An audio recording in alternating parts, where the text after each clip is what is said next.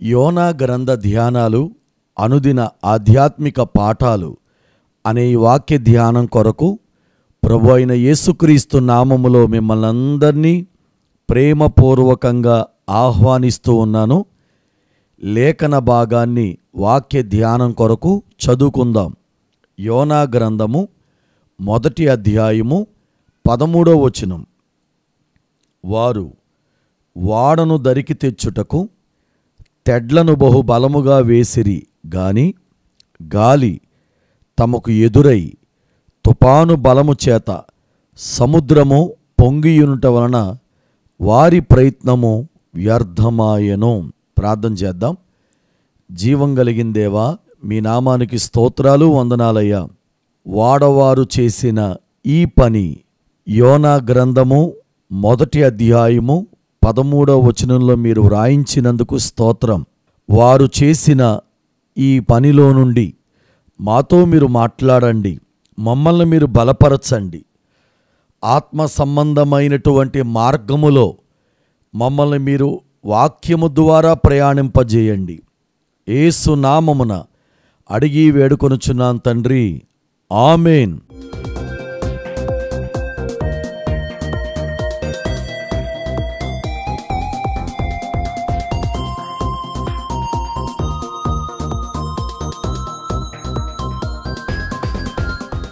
ఈ సముద్రము మా మీదికి రాకుండా ఉండాలంటే మేము నీకేం చేయాలి అని వాడలోని వారు యోనాను ప్రశ్నించారు.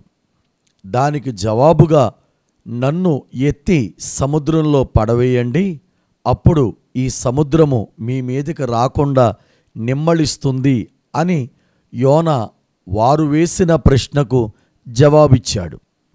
ఇప్పుడు వారి ముందు ఒక మంచి జవాబు వచ్చింది.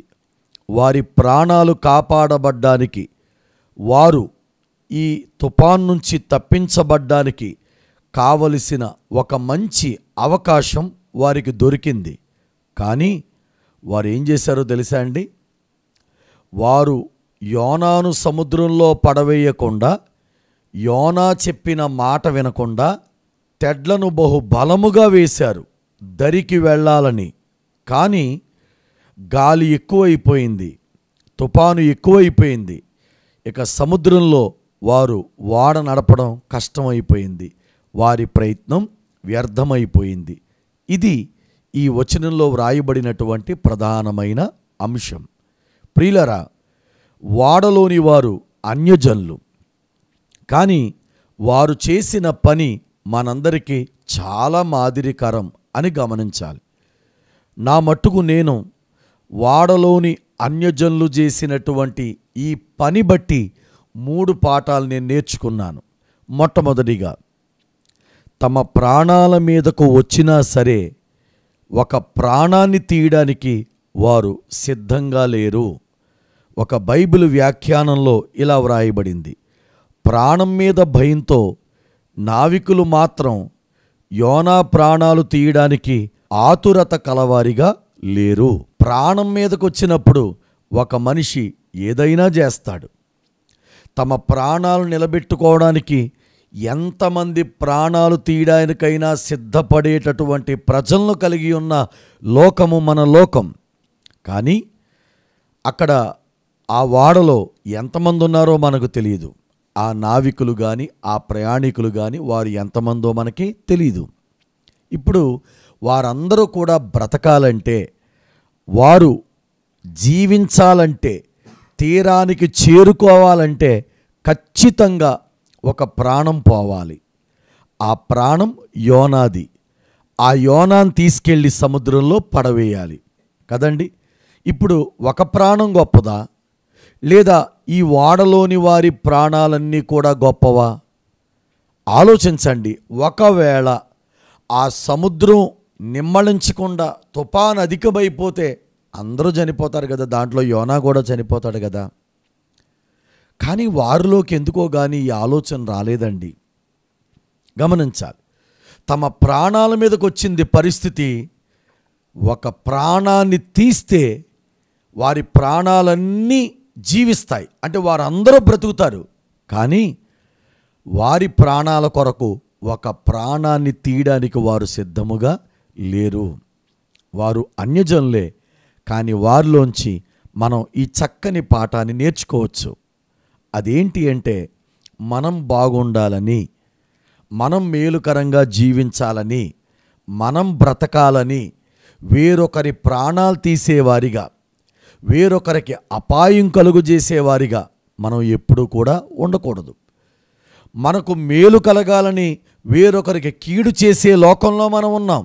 ఈరోజు చూడండి, వారికి మేలు కలగాలంటే ఎంతమందికైనా కీడు చేసేవారు ఉన్నారు. అందరికీ కీడు చేస్తారు, నేను బాగుండాలంతే.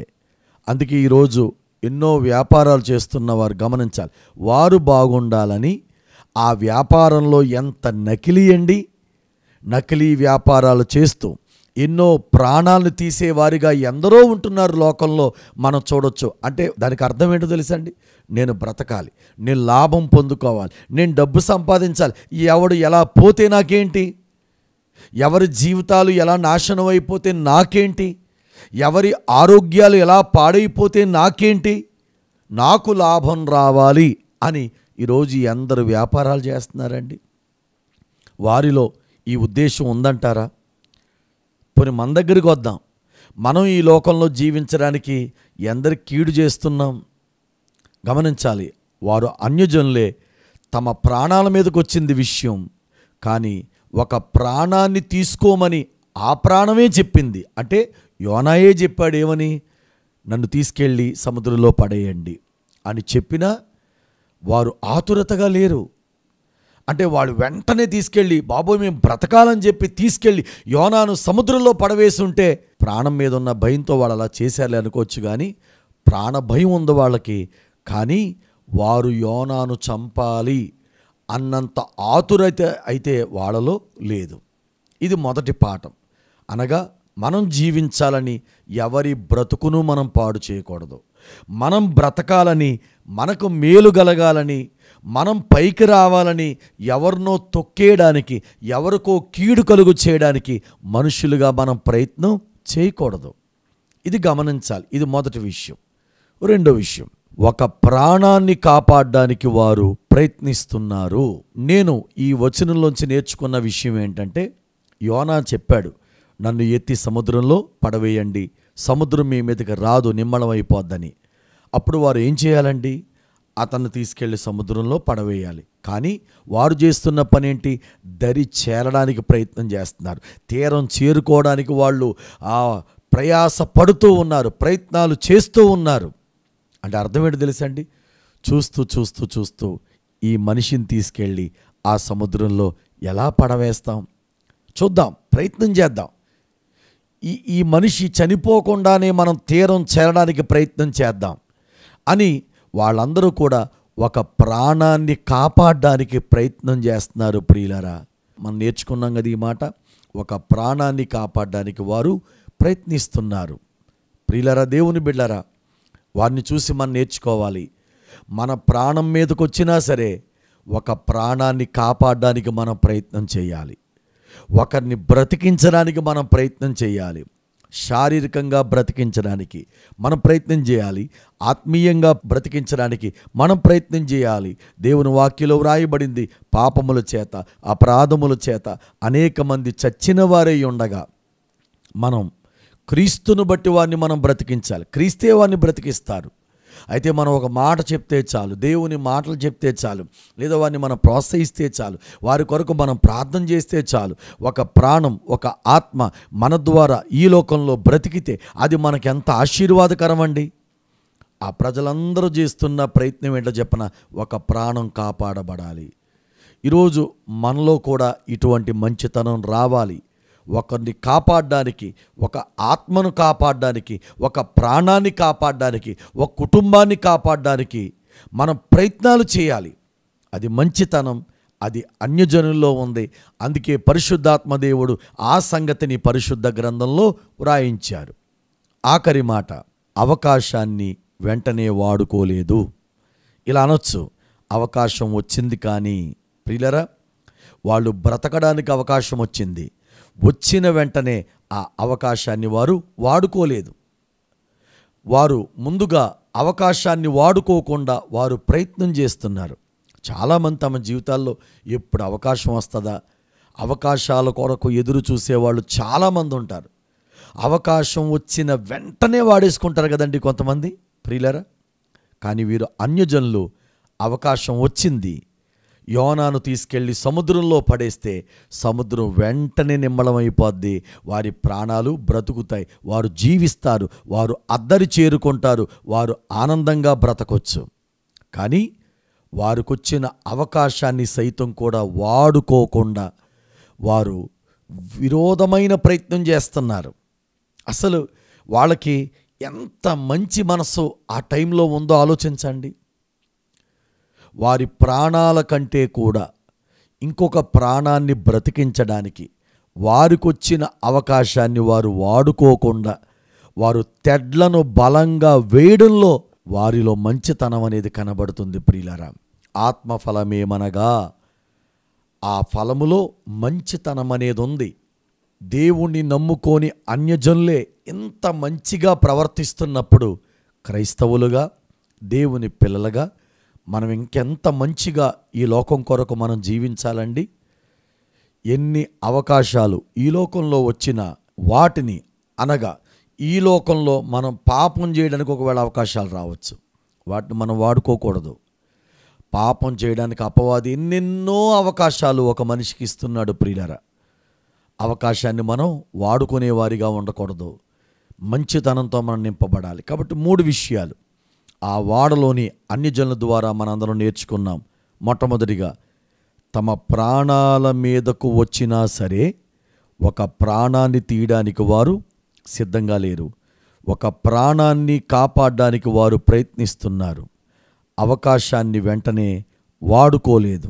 ఒక లేఖన భాగంలో, ఒక వ్యాఖ్యాన గ్రంథంలో ఇలా రాయబడింది, దైవజనుడు యోనా చావాలని కోరుకున్న అన్యజనులైన వాడవారు దైవజనుని రక్షించాలని సకల విధముల ప్రయత్నించారు.